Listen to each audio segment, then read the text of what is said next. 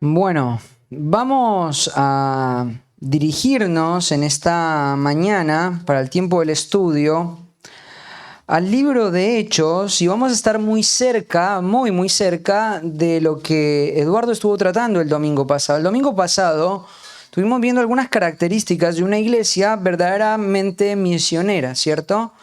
Y vimos las iglesias de Listra, de Derbe y de Iconio ahí disponiendo de un hombre como Timoteo, reconociéndolo, un hombre de buen testimonio, un hombre efectivo, ¿cierto? Siendo puesto en las manos de un equipo misionero que salió a la obra para seguir haciendo la obra del ministerio.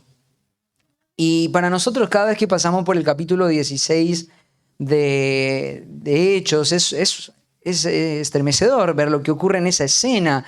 Ese jovencito de 16, 17, no mucho más que eso, siendo integrado a un equipo misionero, sabiendo las implicancias y las dificultades que podría enfrentar este joven, ¿cierto? Y ahí lo ves a Pablo saliendo de Antioquía, ¿cierto? En Colombia dicen Antioquía, saliendo de Antioquía hacia esta región que aparentemente podríamos decir que es la región de Cilicia, Galacia.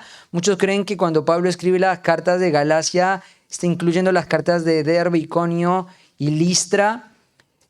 Y el propósito de salir a ese segundo viaje misionero de Pablo es afirmar a las iglesias. Ese primer propósito es brindar profundidad a las iglesias.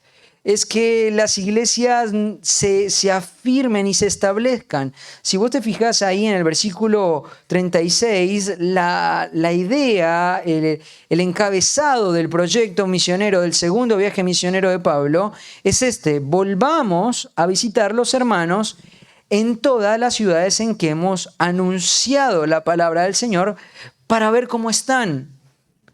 Ahí vos te das cuenta, cuando ves narraciones como estas, cuál es el valor que el apóstol tenía en su corazón, tanto Bernabé como Pablo.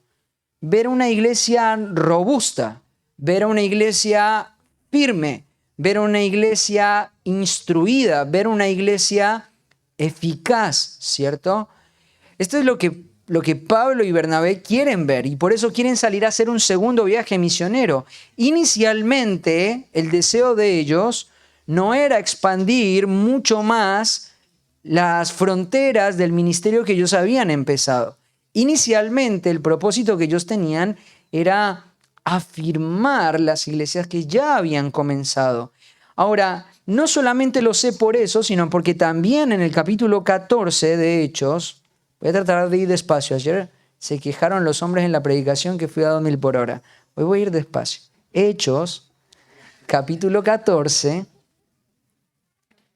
Mira lo que dice el párrafo que empieza a partir del versículo 19. ¿Estamos ahí? Hechos 14, 19. Entonces vinieron unos judíos de Antioquía y de Iconio que persuadieron a la multitud, habiendo apedreado a Pablo, le arrastraron fuera de la ciudad pensando que estaba muerto. Pero rodeándole los discípulos, se levantó y entró en la ciudad, y al día siguiente salió con Bernabé para Derbe. Lucas ya lo cuenta como si fuera algo normal que te apedrearan todos los días, pero es una situación bastante dramática.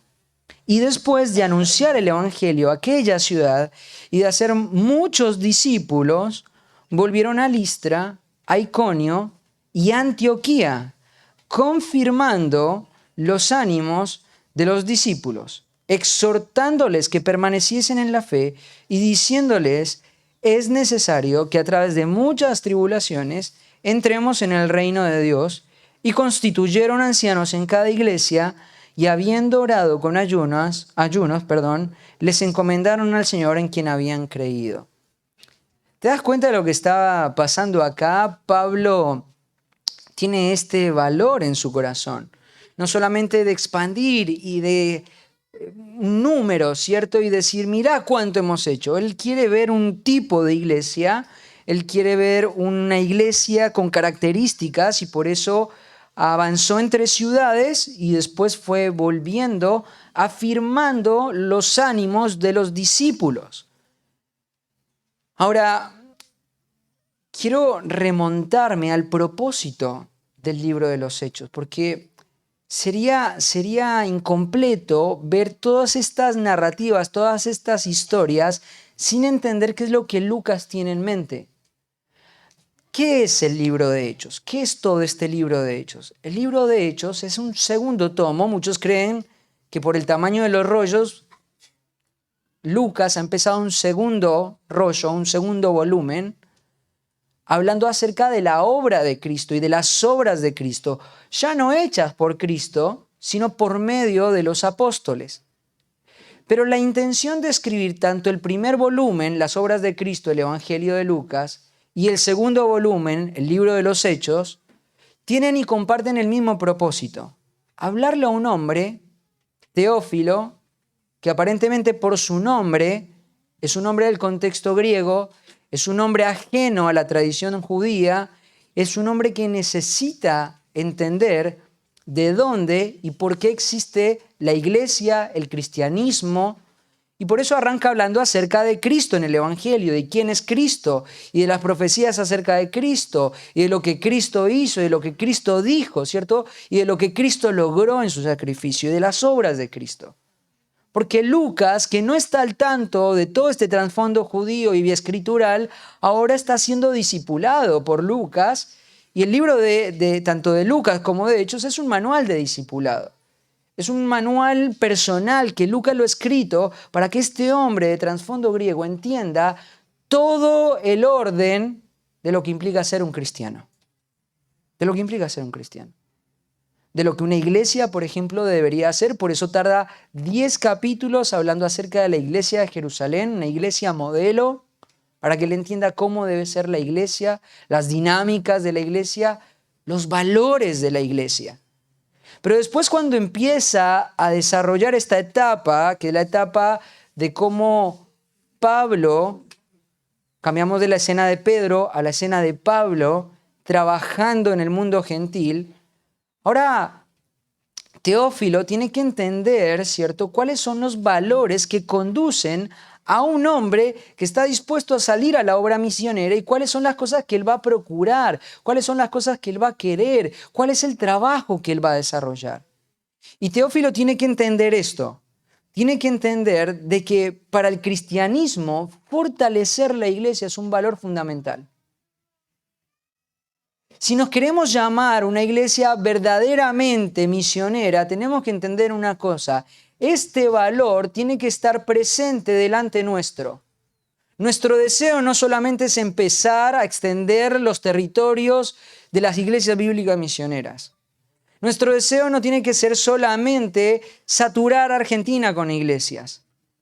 Es saturar Argentina con iglesias, con un tipo de iglesias, con una comunidad de creyentes que está adorando fielmente al Señor, donde la palabra de Dios es el centro de esa comunidad, donde están respondiendo en obediencia a esa verdad, donde se extienden hacia el mundo por compasión, pero obedeciendo la verdad del Señor. Y acá vos lo ves a Pablo interesado en el fortalecimiento de la iglesia. Me acuerdo que hace un tiempo atrás nos habían invitado a una conferencia, y el título que estaban proponiendo para la conferencia misionera, no una conferencia de nosotros, sino de otro lugar, de otro círculo, era Saliendo del problema del eclesiocentrismo. Mirá qué título.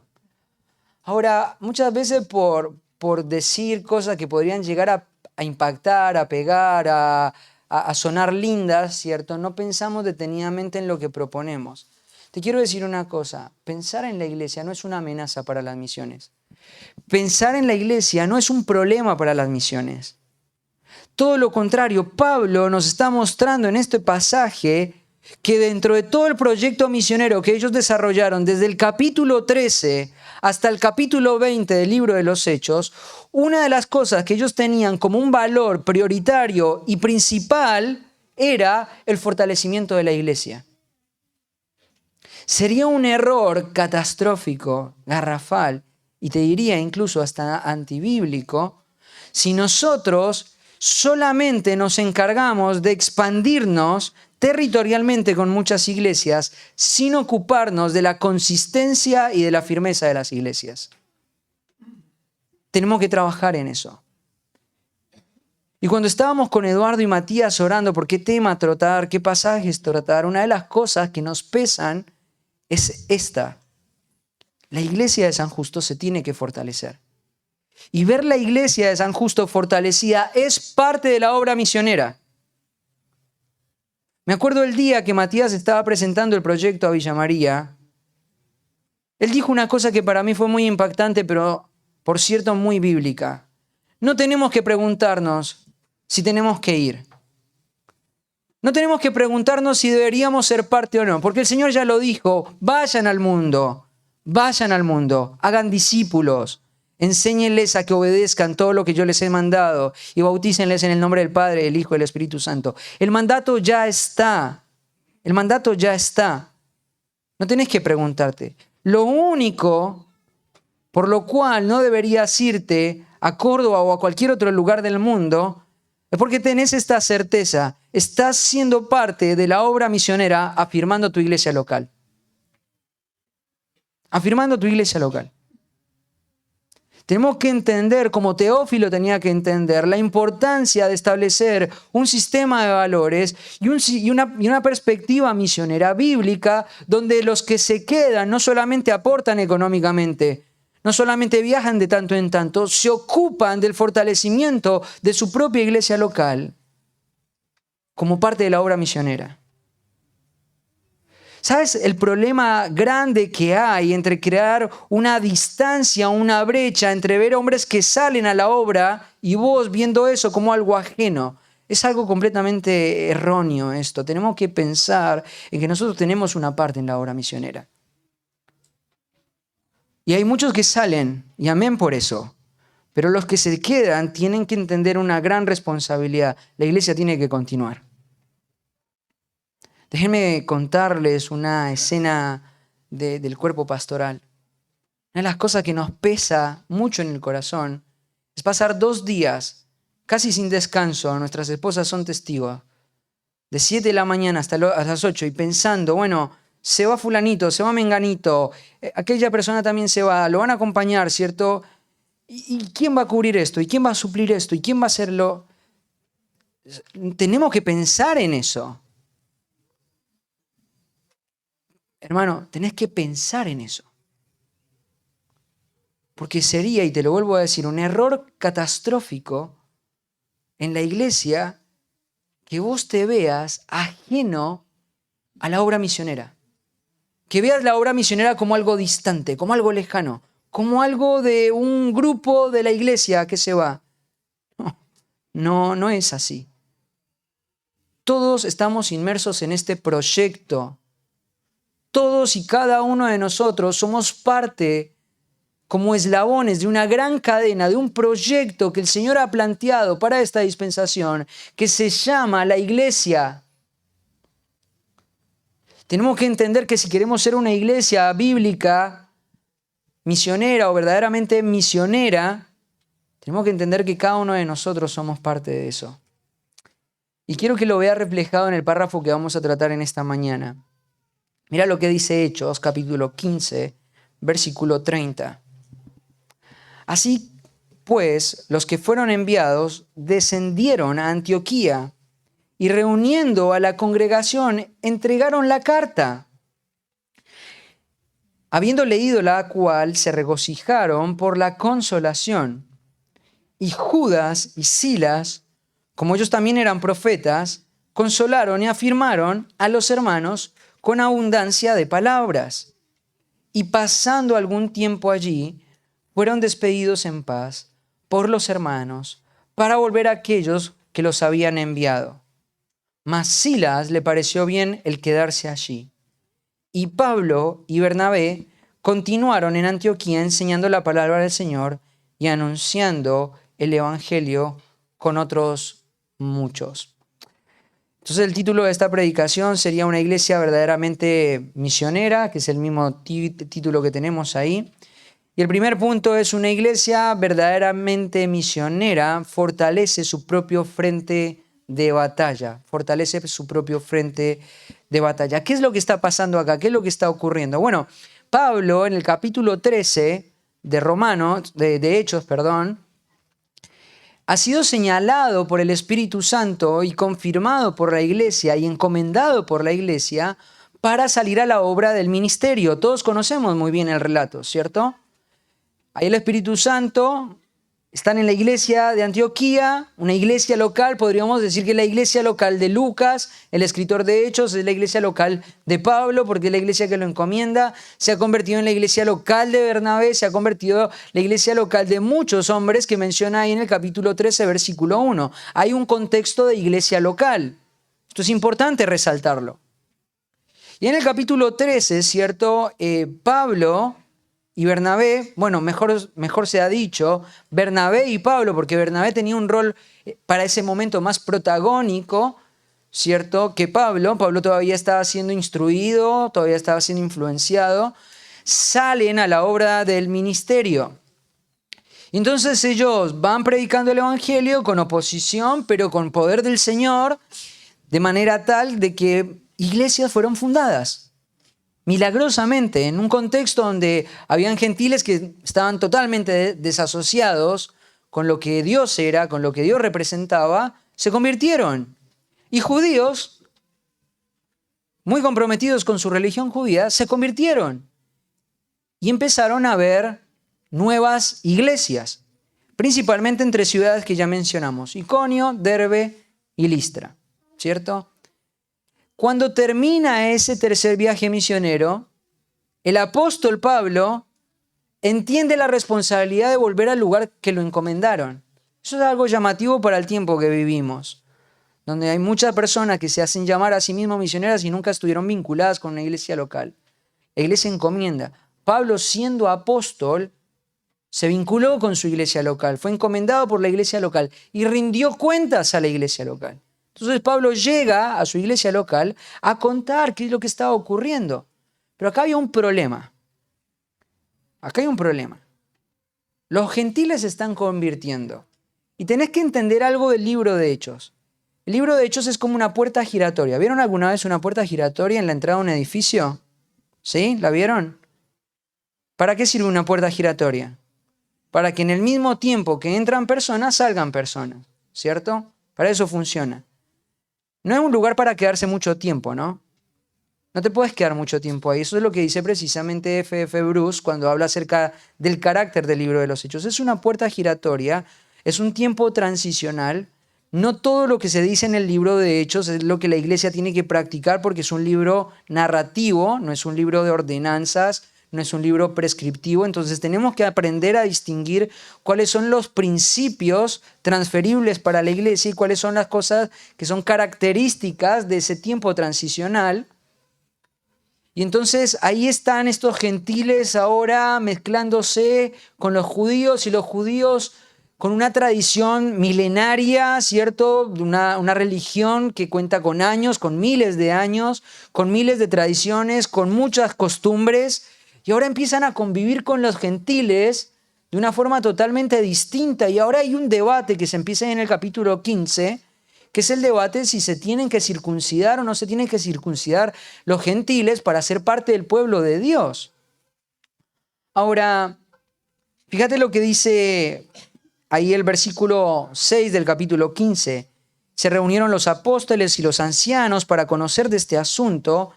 Y después de mucha discusión, Pedro se levantó y les dijo: varones hermanos, vosotros sabéis cómo ya hace algún tiempo que Dios escogió que los gentiles oyesen por mi boca la palabra del evangelio y creyesen.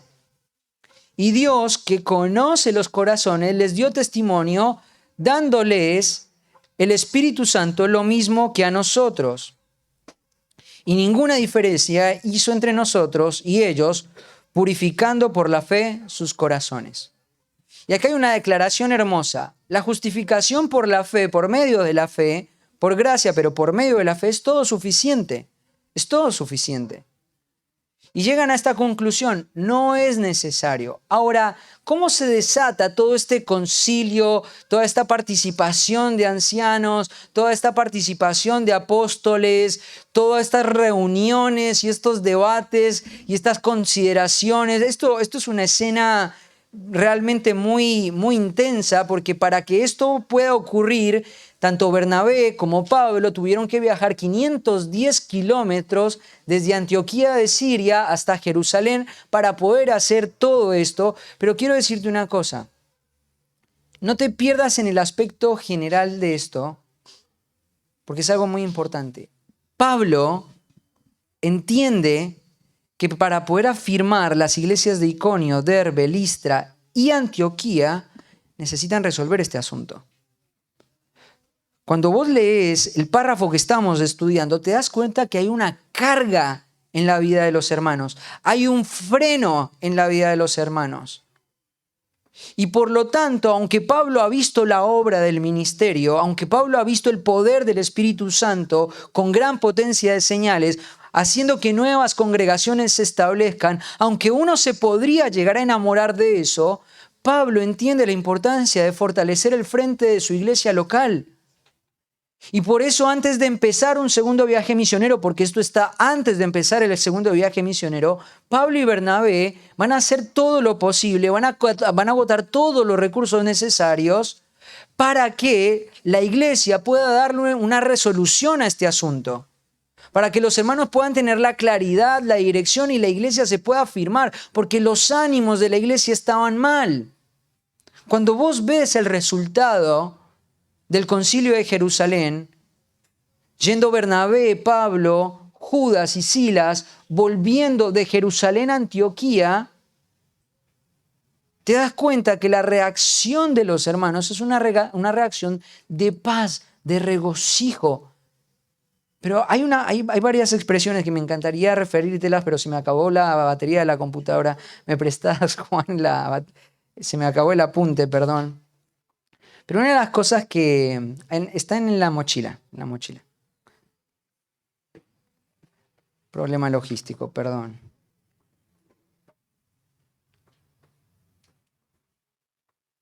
Gracias, Juancito. A ver si llega. Ahí en el capítulo 15, versículo 30, ahí está, genial. Vamos a empezar a seguir el relato. Dice: así pues, los que fueron enviados descendieron a Antioquía.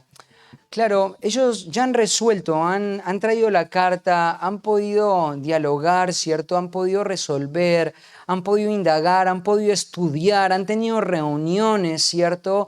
Con el concilio de Jerusalén, con los apóstoles, y ahora hay una carta.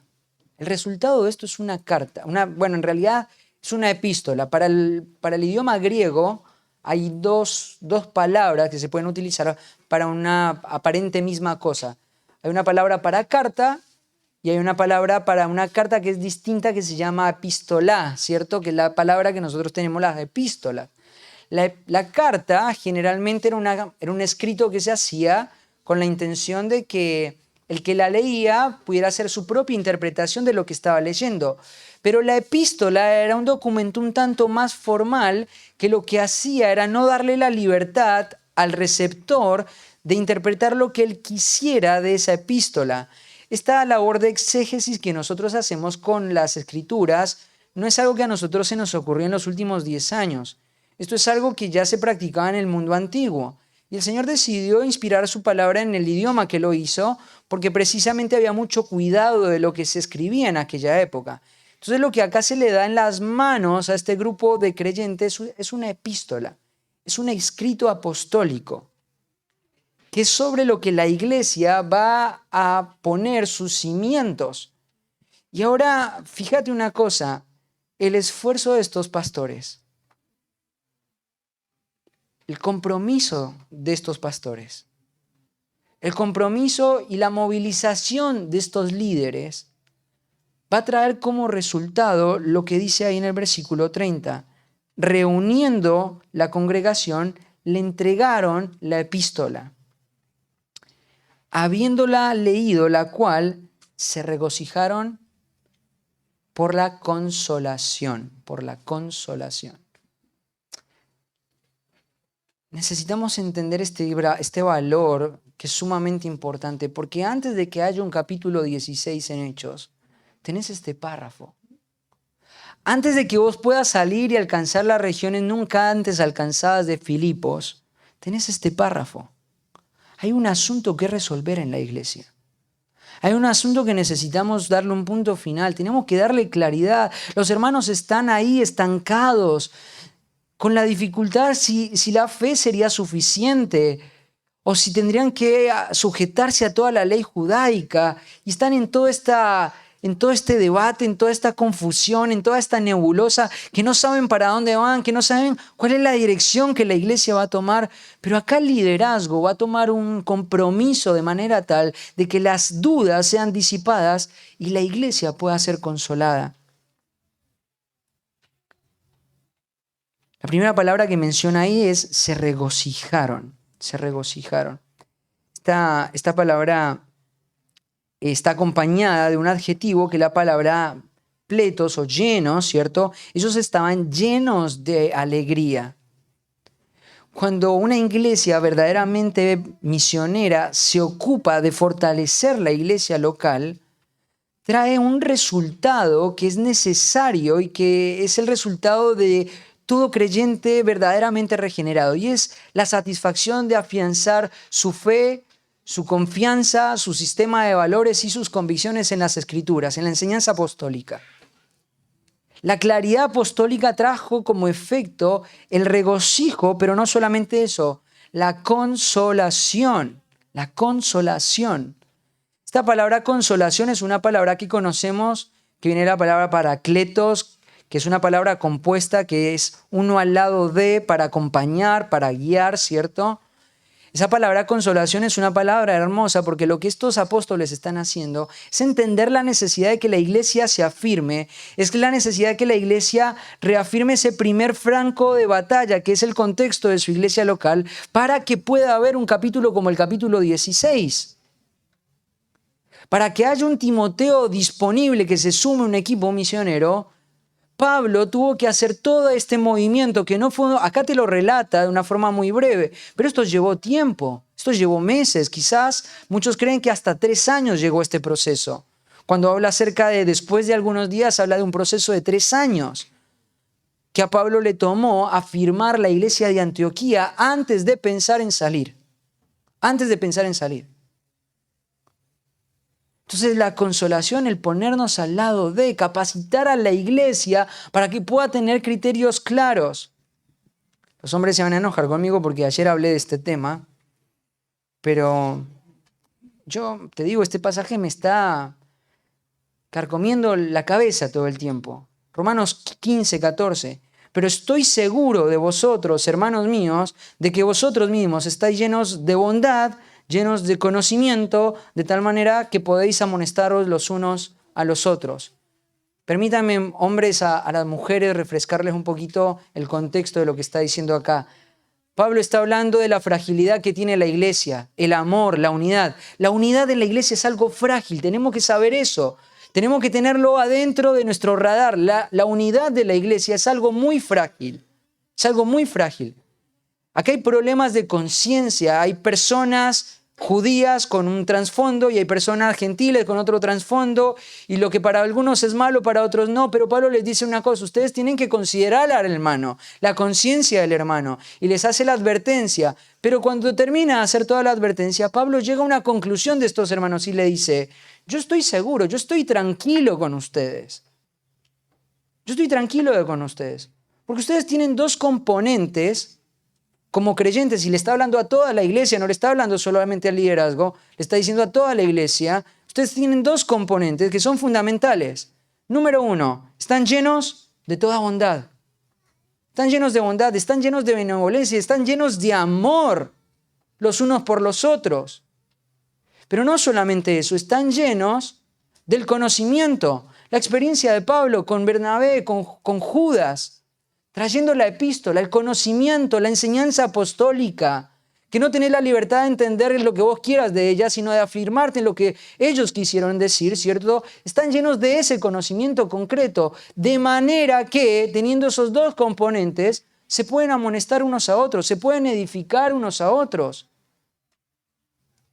Este es un pasaje sumamente interesante, porque si nosotros queremos seguir soñando en que ocurran cosas como el capítulo 16 de Hechos, tenemos que trabajar para que la iglesia se afirme, para que la iglesia crezca en bondad, en amor, en entrega, en servicio, para que cuando yo tenga que ir a amonestar a mi hermano por su pecado, y en la interacción de los hermanos, y en la conjugación de cada uno de nosotros, en la amonestación colectiva del pecado, la iglesia se pueda afirmar.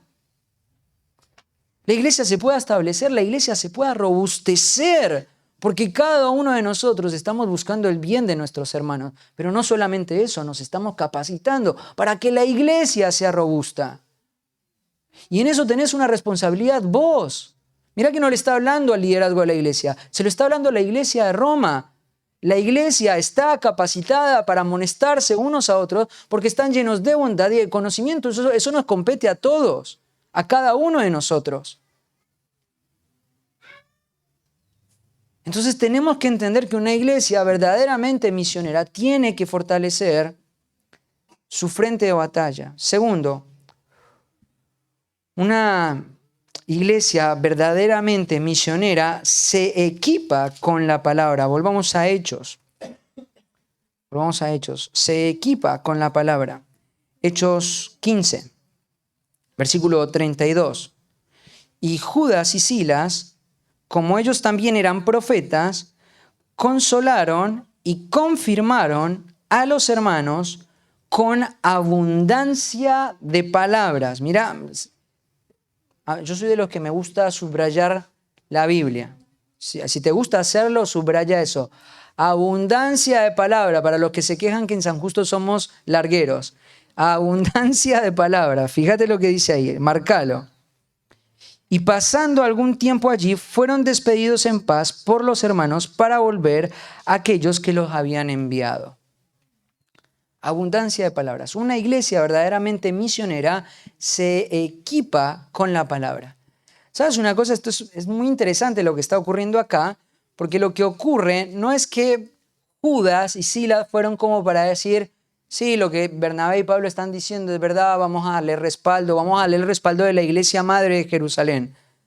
Ellos no hicieron eso. Ellos no solamente se limitaron a leer la carta, a leer la epístola. Ellos no se limitaron solamente a eso. Ellos, como ministros del Señor y entendiendo el primer criterio que estudiamos, que es una iglesia verdaderamente misionera, fortalece su propio contexto local, ¿cierto? Entendiendo eso, ellos se dispusieron a quedarse, a responder preguntas, a seguir instruyendo, a seguir repartiendo la enseñanza apostólica. Ahora, fíjate una cosa.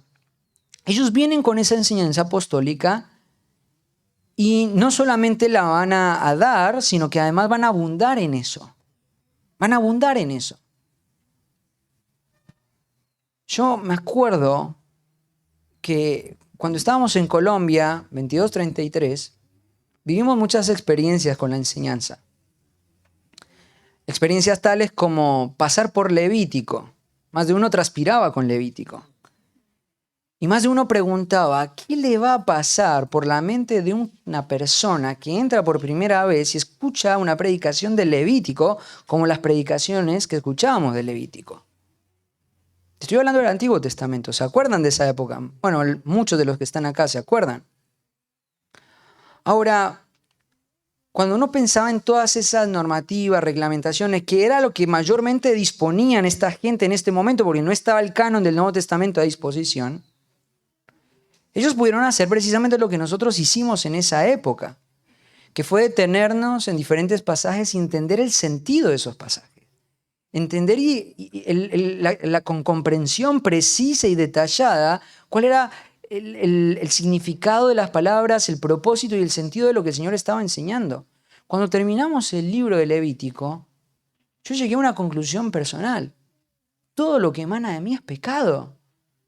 Lo mejor que puedo hacer que brote de mí mismo es inmundo delante de Dios. Mi cuerpo está contaminado con el pecado. Mi vida está contaminada con el pecado. Y eso apunta a la necesidad de la gracia y del rescate del Señor y de la suficiencia de la gracia que el Señor tenía. Tal como estos hermanos necesitaban tener esa certeza de suficiencia de la gracia y de la fe que podían tener estos creyentes en el Señor. Ellos no solamente se quedaron a hacer un trabajo superficial de enseñanza, ellos abundaron en palabras. ¿Y qué generaron con eso? Lo mismo que estaba diciendo en el versículo 31. Consolaron y confirmaron a los discípulos. Robertson comenta: lo principal en el rol de un profeta es que él tenga un mensaje de Dios y que esté dispuesto a comunicarlo. Esto es precisamente lo que estos hombres hicieron. Aquí este versículo nos está relatando que estos hombres entraron en un extenso ministerio de exhortación pastoral para animar y fortalecer a los hermanos, reparar el daño de los judaizantes y capacitar a los santos en asuntos del evangelio para volver a poner fundamento. Esto es algo sumamente llamativo. Y tenemos que entender una cosa: la obra misionera es algo hermoso. Es algo a lo cual nosotros debemos motivarnos, debemos empujar, debemos hablar, debemos soñar, ¿cierto? Pero tenemos que entender una cosa: tenemos un compromiso con nuestra iglesia local. Tenemos que cumplir el requisito que Pablo establece en Romanos 15, 14, bondad, conocimiento, para afirmar la iglesia. Este es el resultado que trajo. Pero no lo hicieron con estrategias de administración. No lo hicieron con la filosofía estoica de sus días. No lo hicieron con los planes de batalla que solían hacer los emperadores romanos o los líderes de los ejércitos romanos. Ellos dependieron de una herramienta, que era la predicación de la palabra. Quiero que vayas a un pasaje en 1 Corintios, capítulo 14, versículo 20. En este pasaje, Pablo está corrigiendo una desviación teológica, una mala comprensión acerca de un don espiritual. Un don que es propio de la era transitiva que estaba viviendo la iglesia del primer siglo. Un don que tenía como propósito simplemente ser un respaldo apostólico, un respaldo para el mensaje apostólico, ¿cierto? Pero no tenía el diseño de Dios de tener un desarrollo permanente dentro de la iglesia. Además de eso, no tenía un propósito puertas adentro de la iglesia, sino un propósito puertas afuera de la iglesia. Mira lo que dice. 1 Corintios 14, versículo 20. Hermanos, no seáis niños en el modo de pensar, sino sed niños en la malicia, pero maduros en el modo de pensar. En la ley está escrito: en otras lenguas y con otros labios hablaré a este pueblo, y ni aun así me oirán, dice el Señor. Así que las lenguas son por señal no a los creyentes, sino a los incrédulos. Pero la profecía no a los incrédulos, sino a los creyentes. Si pues toda la iglesia se reúne en un solo lugar y todos hablan en lenguas y entran indoctos o incrédulos, ¿no dirán que estáis locos? Pero si todos profetizan y entra algún incrédulo o indocto, por todos es convencido, por todos es juzgado. Lo oculto de su corazón se hace manifiesto. Y así, postrándose sobre el rostro, adora a Dios, declarando que verdaderamente Dios está entre vosotros. Este es un pasaje tremendo de las Escrituras, porque lo que acá Pablo está corrigiendo es: miren muchachos, en esta era, en esta época, Dios ha decidido dar un don, que es el don de las lenguas.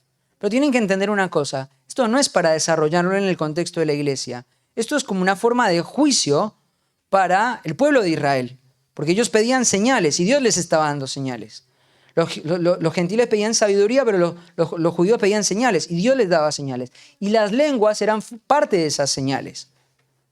Cuando el Señor terminó de afirmar toda la instrucción apostólica, las lenguas desaparecieron porque ya estaba afirmada la enseñanza apostólica. Pero el propósito de la lengua no era que se hablara dentro de la iglesia. Por eso todo lo que se enseña en muchos círculos carismáticos en cuanto a las lenguas no tiene y no compete nada, absolutamente nada con las Escrituras. No tiene relación alguna, porque no fue dada para la iglesia eso. Y obviamente que lo que practican no son las lenguas. Pero Pablo va a decir algo muy importante en esta corrección. Las lenguas son para los de afuera, pero la profecía son para los de adentro. Tenés que recordar algo, tenés que recordar que esta palabra profecía es una palabra claramente amplia.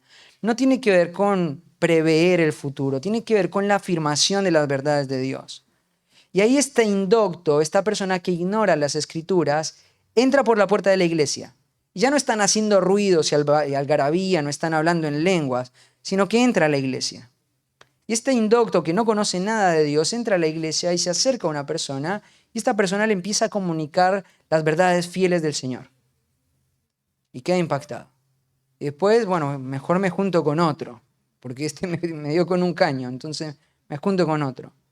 Y se junta con el otro y el otro le dice exactamente lo mismo. Y así por toda la iglesia. Esta iglesia está gobernada por la palabra de Dios. Esta es la imagen que Pablo está presentando acá. Esto es lo que la iglesia de Corinto debería aspirar a tener. Ser gobernados por este tipo de mentalidad.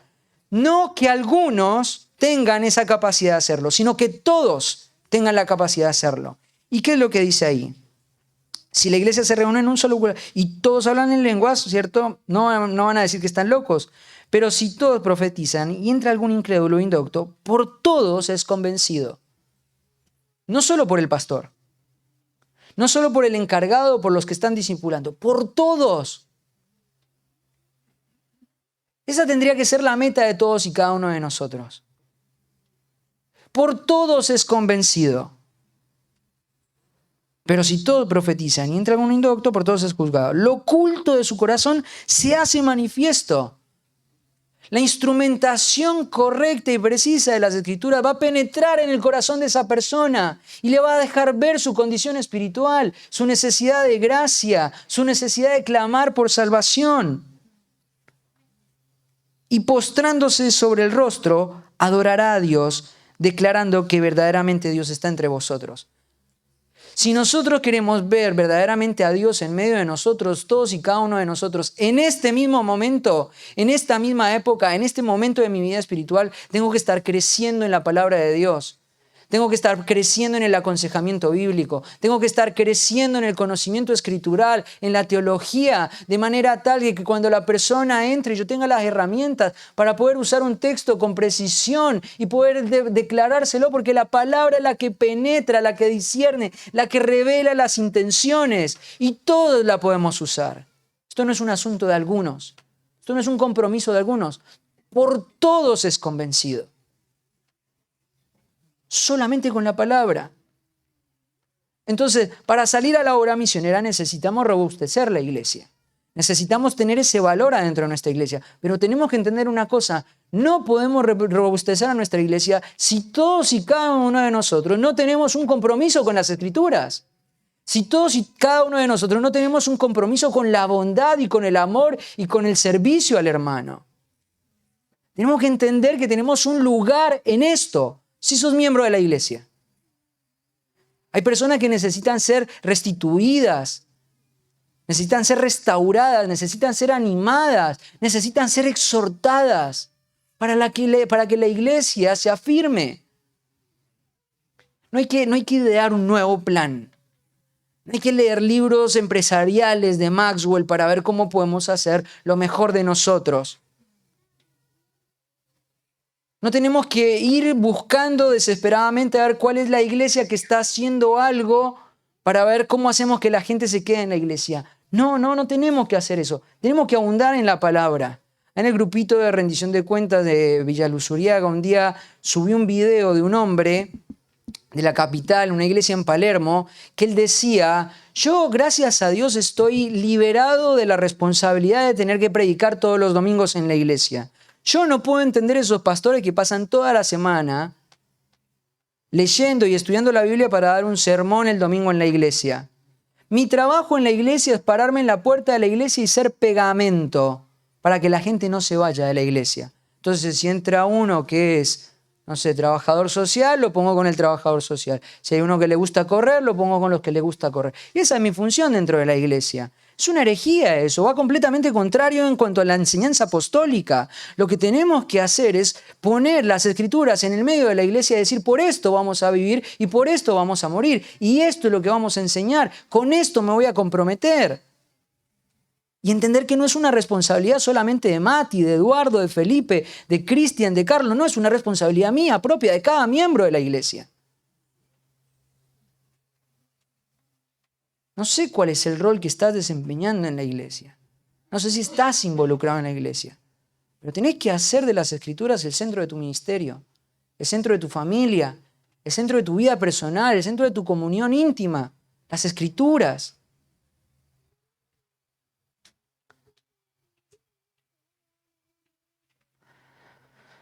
Volvamos ahí a Hechos de nuevo.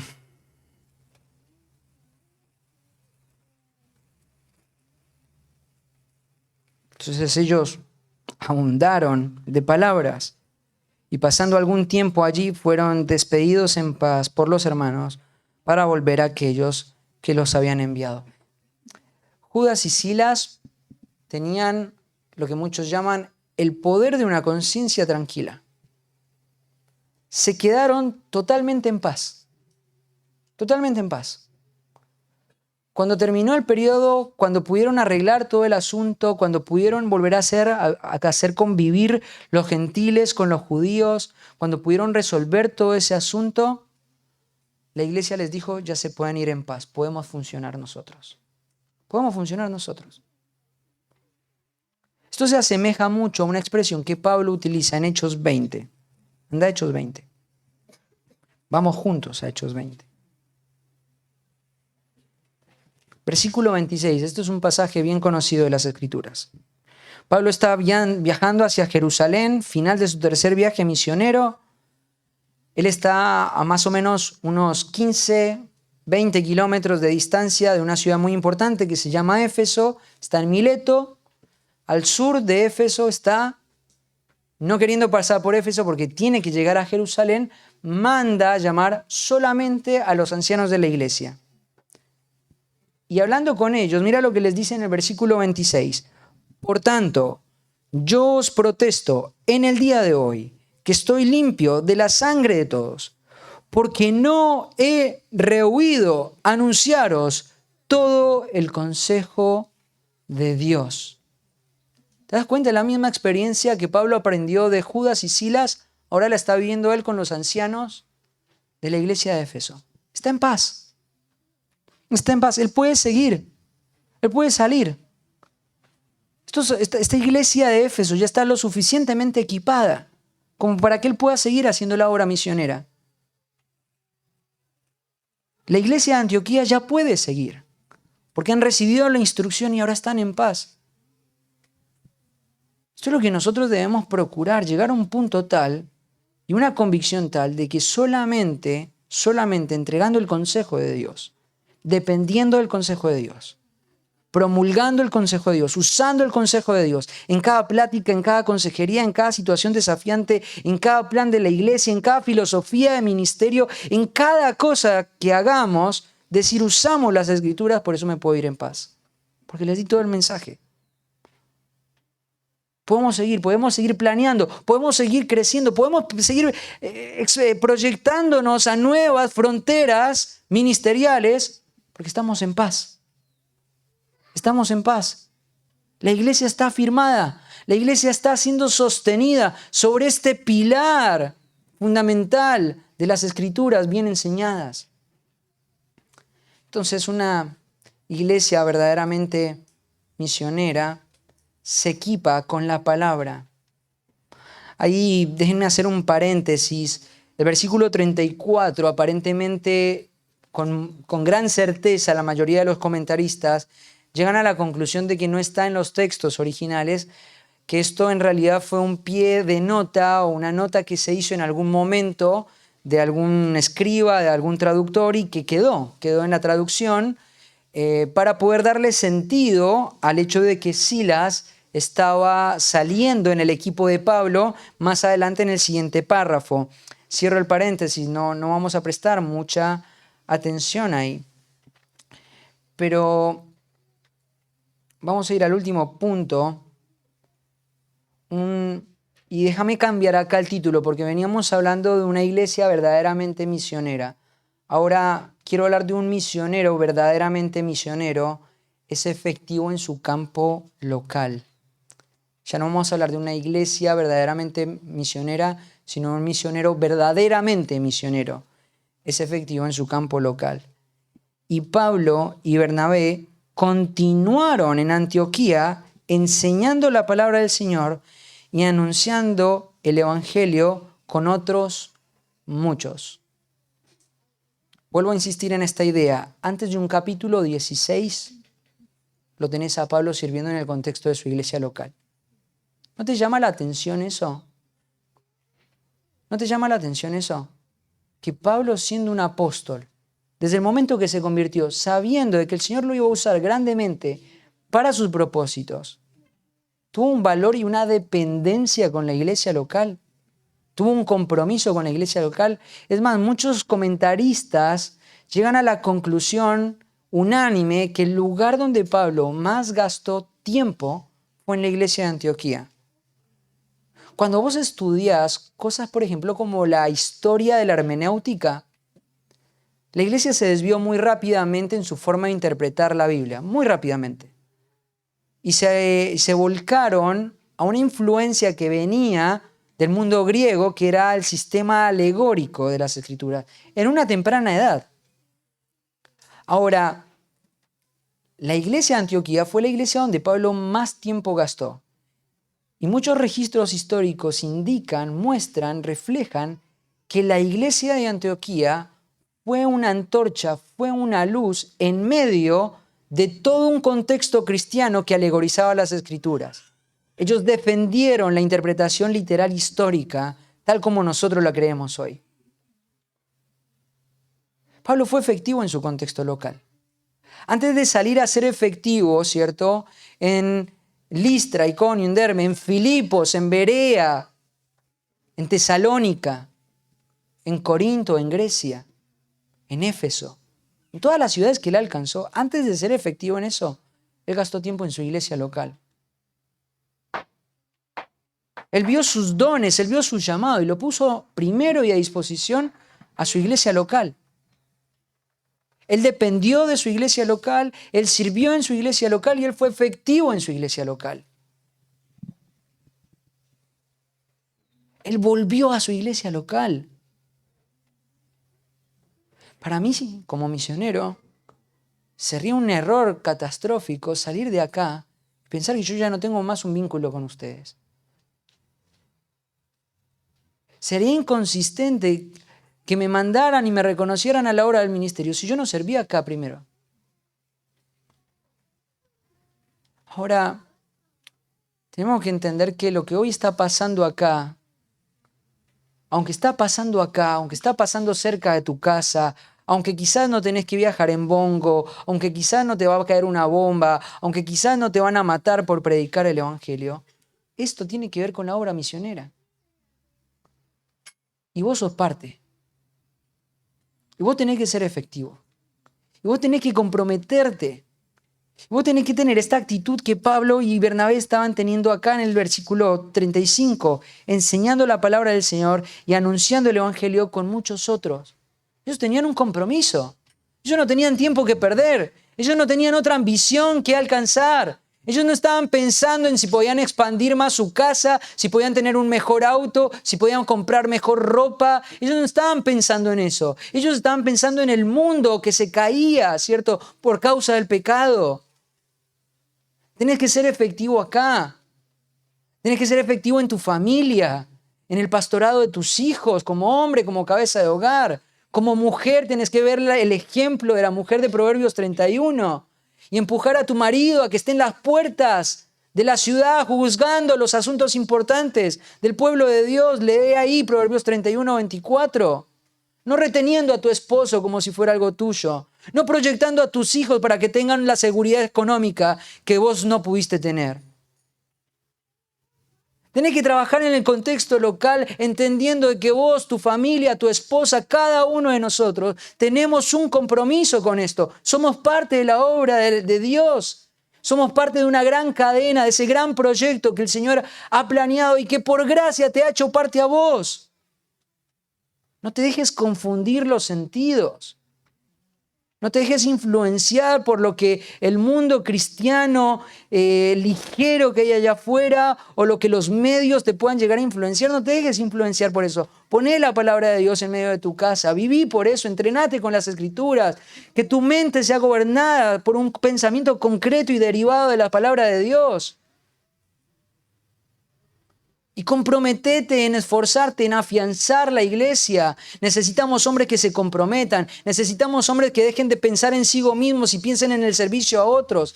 Piensen en misericordia, en bondad, ¿cierto? En servicio, en entrega. Necesitamos ese tipo de cosas. Necesitamos que nuestra iglesia sea robusta. Y estoy hablando de esta iglesia, de San Justo, para que pueda seguir pasando lo que pasa en el capítulo 16. Salir a donde no podríamos imaginarnos. Porque eso fue lo que nos enseñó Eduardo la vez pasada. Pablo fue un lugar que ni siquiera él se había imaginado que podía ir. Y al final de todo esto, ver la gloria de Dios y hacer de eso nuestra gran satisfacción. Amén. Vamos a cerrar este tiempo solamente planteándote algunas preguntas prácticas.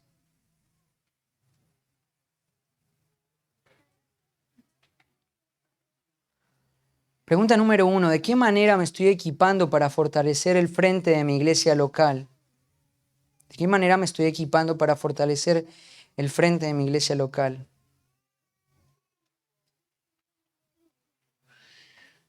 Número 2. ¿Hay cosas puntuales en mi agenda semanal que reflejan el deseo de fortalecer mi vida frente a la palabra de Dios? ¿Qué cosas han cambiado, por ejemplo, en estos últimos 3 meses, en cuanto a cosas que antes hacía de una forma y hoy las estoy haciendo de otra forma por una comprensión más clara de las Escrituras? ¿Cómo calificaría mi entrega a mi iglesia local? ¿Total, parcial, mediocre, quizás nula? ¿Cómo calificarías? Que el Señor haga una obra en nuestros corazones, nos permita vivir para sus propósitos eternos, fijando nuestra mirada en los lugares celestiales que tenemos con Cristo Jesús. Oramos. Padre del cielo, te damos gracias por este tiempo con tu palabra. Señor, te amamos. Señor, tú eres la razón de nuestra existencia. Tú eres el único Dios digno, soberano, sabio, perfecto, santo, sin mancha, justo. Y cuando nos vemos a nosotros, sin duda, amoroso, Señor. Padre, cuánta gracia necesitamos, cuánto de ti necesitamos, Señor, transformando nuestro corazón, cuánto de tu palabra necesitamos. Señor, te necesitamos. Tenemos que reconocer, Señor, que nuestro pecado muchas veces nubla nuestra vista. Nuestro pecado muchas veces, Señor, nos confunde, distorsiona. Nos hace errar al blanco, Señor. Nos hace perder la perspectiva. Nos fija en las cosas terrenales, haciéndonos perder todo lo que podríamos ganar en los lugares celestiales, Señor. Perdónanos, Padre. Abre nuestros ojos, los ojos de nuestro entendimiento, para que podamos ser plenamente conscientes y capaces de ver la abundante riqueza de la salvación que tenemos en Cristo. Abre nuestros ojos, Señor Dios, para poder ver el mundo que se pierde. Abre nuestros ojos para poder ver el valor que tú tienes por esta iglesia local. Abre nuestros ojos para hacernos ver que somos responsables de afianzar, de afirmar lo que tú estás haciendo acá, Señor. Haz esa obra, Señor, para tu gloria y para la salvación de muchos, Señor. Ese es nuestro anhelo y nuestro deseo. Escudriña nuestros corazones, examina nuestras mentes. Ayúdanos a discernir para poder depurar y odiar aquello que es contrario a ti, Señor. Para poder traer gloria en medio de tu pueblo, Señor. En el nombre de Cristo Jesús oramos. Amén.